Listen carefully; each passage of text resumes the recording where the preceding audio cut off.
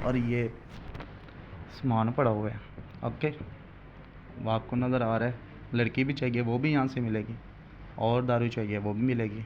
ठीक है, तो ये देख लें, आपके सामने है।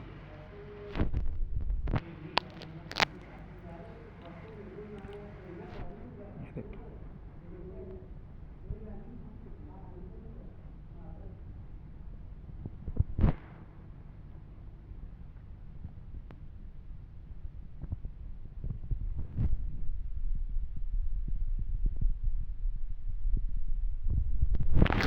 ये बोतल है वो, ये स्प्राइट दी है इन्होंने, ये बोतल दी है।